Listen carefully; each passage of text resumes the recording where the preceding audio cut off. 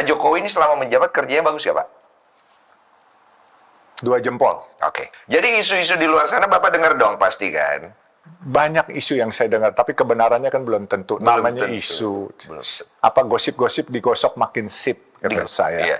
Dan loyalitas Pak Prabowo kepada Pak Jokowi luar biasa sekali, kita bisa lihat itu. Iya. Nah, kita harus optimis itu jadi bagus. Ya kan, tentunya diperlukan kerja keras bersama-sama, kita bergandengan tangan. Asal jangan pada pecah para pemimpin, ya kan, kita bisa bersatu, kita solid, pasti apapun bisa kita selesai.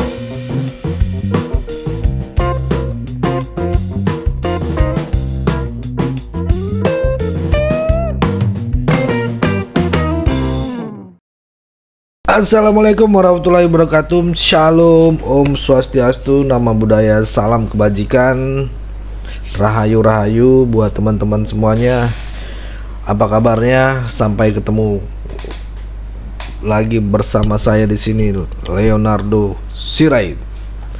Ya, teman-teman, di kesempatan kali ini kita kembali lagi bersama untuk membahas salah satu informasi yang sangat menarik gitu ya.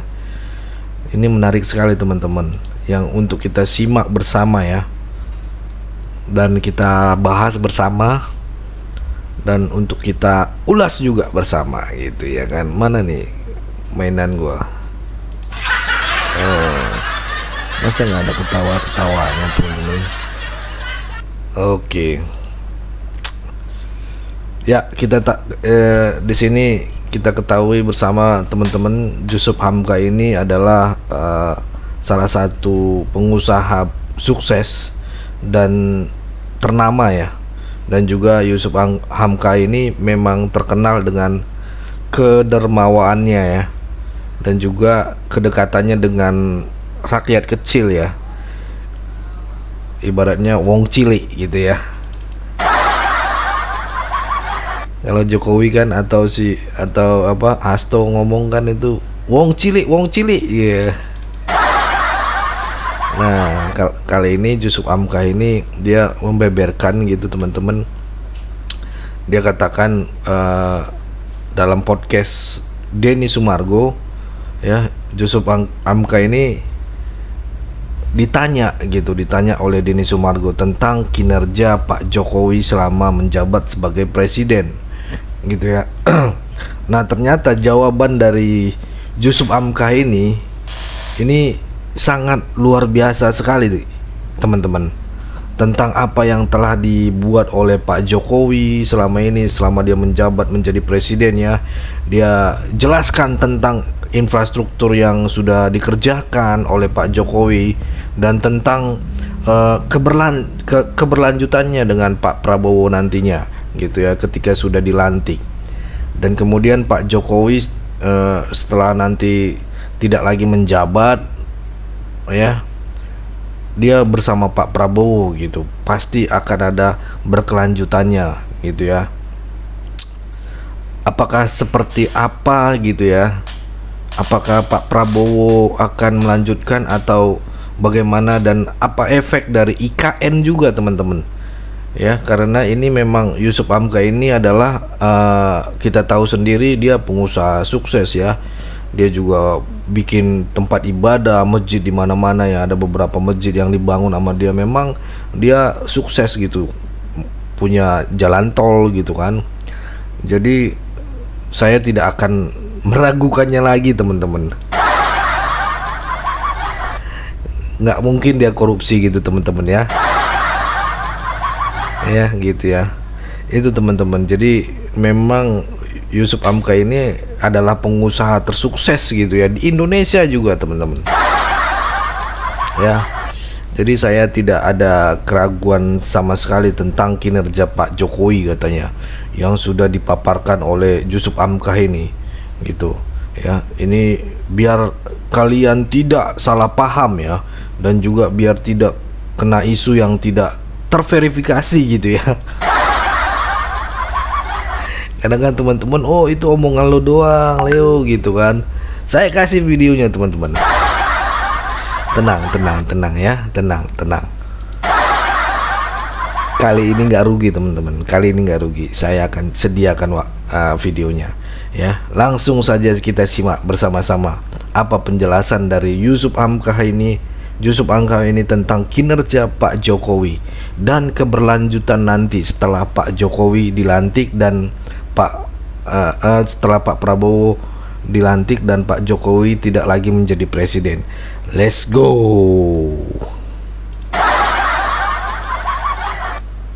Bapak kenal sama Pak Jokowi nggak katanya? Saya kenal sama Pak Jokowi. Pernah ngobrol ketemu lama nggak Pak? Nggak pernah lama. Tapi kalau di beberapa event saya ketemu Pak Jokowi, ya beliau pekerja keras lah menurut saya. Iya, itu semua orang lihat ya. Kalau Bapak menilai, kita bicara kerjanya ya, Pak Jokowi ini selama menjabat kerjanya bagus nggak Pak?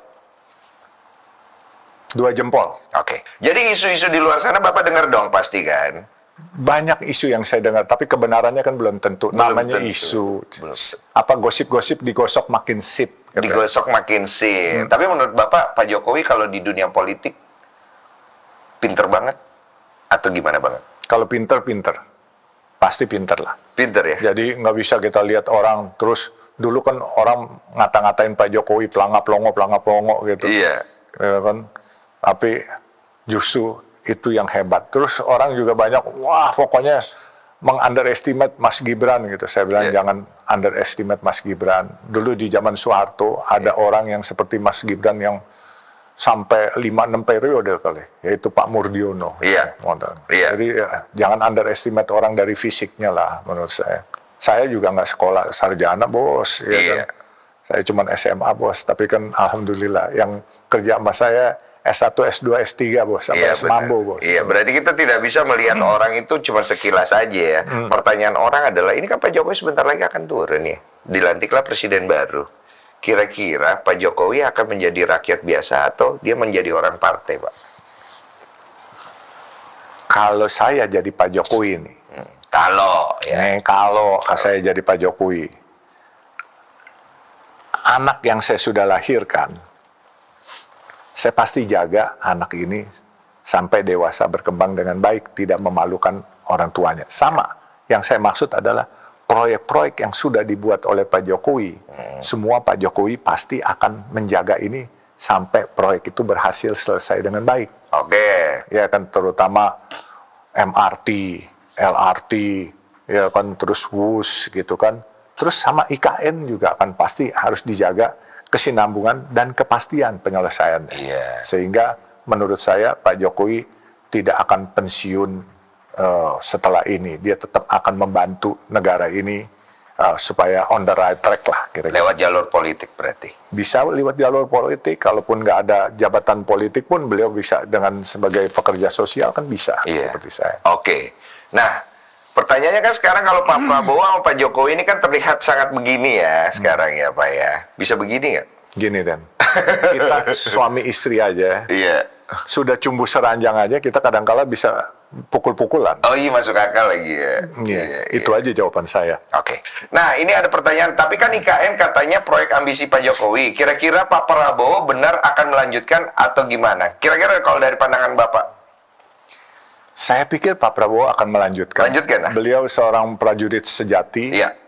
Jadi apapun yang sudah diletakkan oleh pemimpin yang sebelumnya, pasti beliau akan selesaikan, nggak akan biarkan mangkrak. Walaupun it's a matter of time ya menurut saya. Dan loyalitas Pak Prabowo kepada Pak Jokowi luar biasa sekali, kita bisa lihat itu.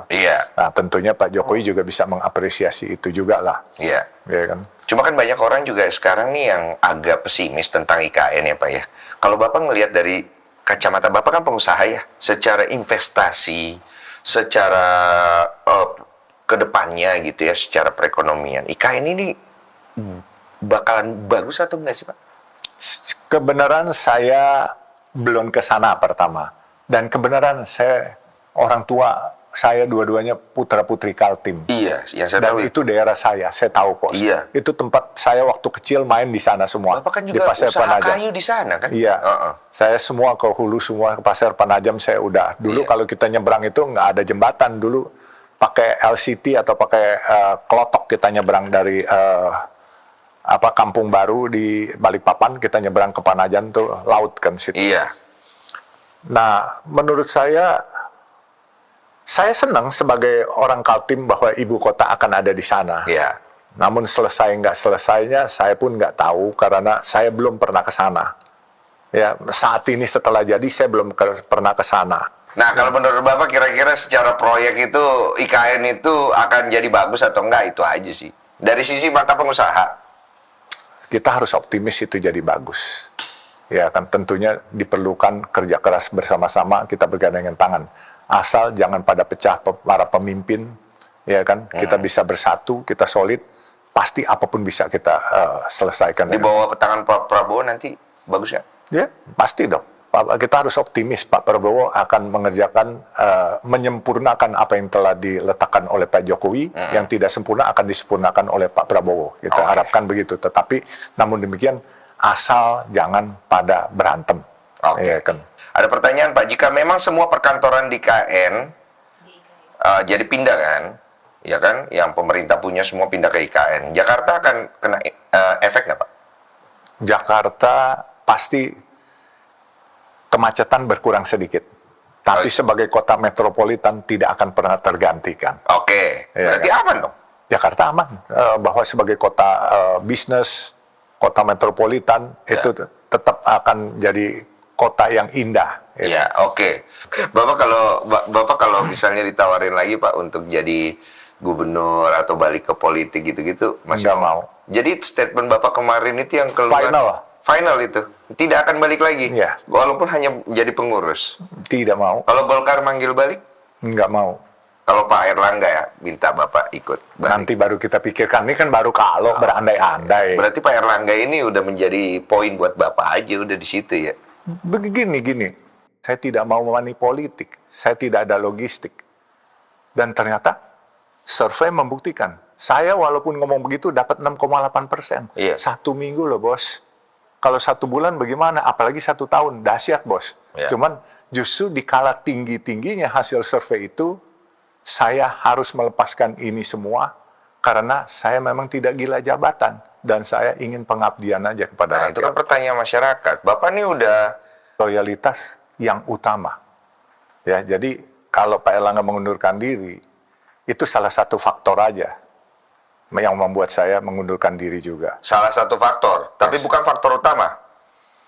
Ya, bisa dibilang begitu juga. Bisa dibilang begitu juga. Percepat semuanya dan tiba-tiba Pak Erlangga kucuk-kucuk, nggak ada Pak, nggak ada isu sama sekali muncul teng. Dan seperti, maaf ya Pak, kata netizen seperti orang baca prompter Pak. Ya, saya juga nggak tahu sih. Dan masalahnya saya hari itu di Bandung. Nah itu kan. Iya, saya justru nggak tahu situasinya itu. Kalau saya sih, saya memang mundur juga salah satu faktornya saya ditekan sama yang powerful. Yaitu istri dan anak-anak saya. Oh, saya pikir, saya udah takut ini. Saya udah takut lagi. Aduh, ini iya. Karena kalau saya panglima, bos. Iya, keluar. Istri, anak-anak saya pang-6, bos. Iya. Jadi itu bedanya, bos. Yang nekan dia, bos. Alasan istri keluarga apa Pak? Kalau Mereka hanya meminta saya kembali ke kitoh. Kitohnya adalah pekerja sosial. Kamu bukan orang politik. Saya bilang, memang saya bukan orang politik. Saya berpolitik dadakan aja. Juli kemarin. 11 Juli sampai 11 Agustus. Kan sebulan. Iya. 11 Juli saya diusung oleh Golkar untuk sebagai cawagup, 18 Juli sebagai cagup dan cawagup, ya kan? 11 Agustus Pak Erlangga mengundurkan diri, pagi saya sore mengundurkan diri. Langsung begitu saya dengar, saya langsung, semua orang kan pada nanya saya, wartawan-wartawan saya di Bandung itu lagi mau naik kus. Ini Pak Erlangga mengundurkan diri, yang benar saya bilang hoax sekali. Kami udah dapat rekamannya videonya Pak katanya. Yang benar saya bilang, saya coba dikirimin. Saya dengar benar. Saya nggak mungkin nelpon Pak Erlangga kan karena situasi lagi chaos begitu kan. Tunggu, berarti Bapak juga tidak menyangka atau tidak ada obrolan sama Pak Erlangga bahwa kemungkinan dia akan mengundurkan diri tanggal 11 Agustus? Tidak ada. Jadi tiba-tiba berita itu keluar, Bapak juga nggak tahu, Bapak juga kaget, dan Bapak ambil keputusan untuk mengundurkan diri juga? Iya, karena buat saya ragu bahwa dia membuat keputusan itu ikhlas. Saya ragu karena dia mencintai Golkar luar biasa dia cintanya sama Golkar. Keputusan yang Bapak ambil setelah melihat berita Pak Erlangga mengundurkan diri, ngobrol dulu nggak sama Pak Erlangga? Enggak. Nggak pakai ngobrol? Tidak pakai ngobrol. Bapak kenal Pak Prabowo, Pak Yusuf? Saya kenal. Kenal baik atau enggak? Saya pikir cukup baik. Pak Yusuf dulu kenal Prabowo tahun berapa? Tahun 96, waktu beliau danjen Kopassus, mau memberangkatkan para prajurit Kopassus ke Mount Everest, mendaki sana. Bapak umur berapa ya waktu itu? Berarti Tahun 96, berarti hampir 40. 40-an ya? 39, 38. Bagaimana Bapak melihat karakter Pak Prabowo saat itu? Beliau orang yang sportif, dan beliau tegas, dan di waktu kita ngambil sebuah hotel hari itu, waktu itu beliau kita ajak memakai Yayasan Kobami, Korps Baret Merah, waktu itu sama-sama, dan beliau memesankan saya, jangan suka main injek kaki orang. Jadi beliau walaupun mantu presiden, danjen Kopassus, berkuasa, beliau tidak semena-mena. Punya integritas lah. Yes, iya kan.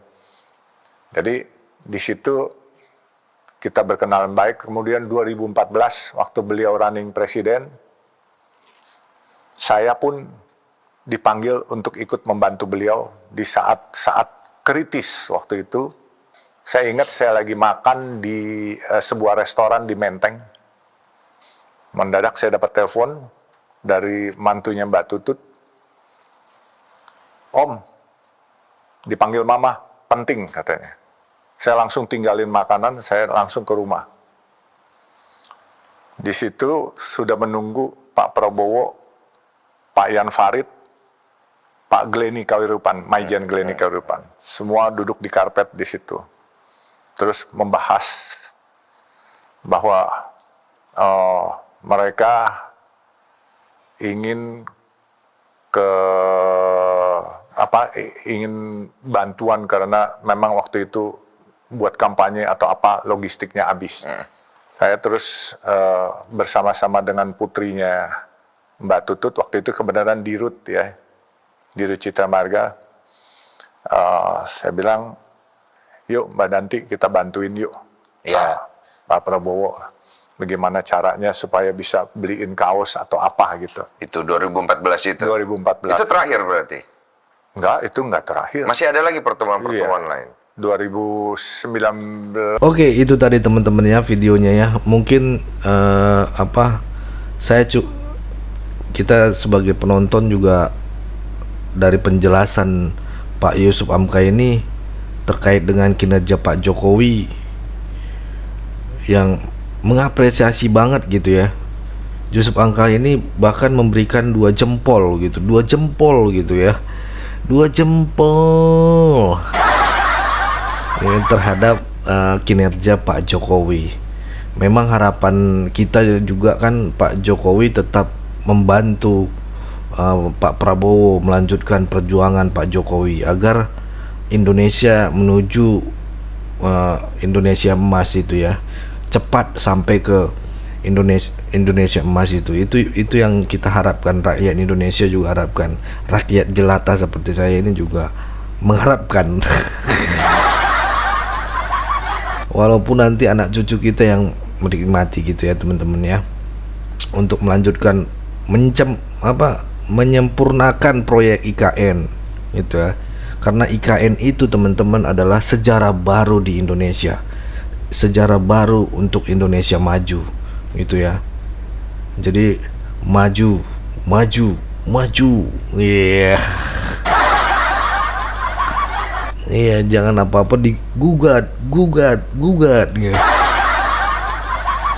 Ya, berapa Presiden Republik Indonesia? Siapa dia? Jokowi.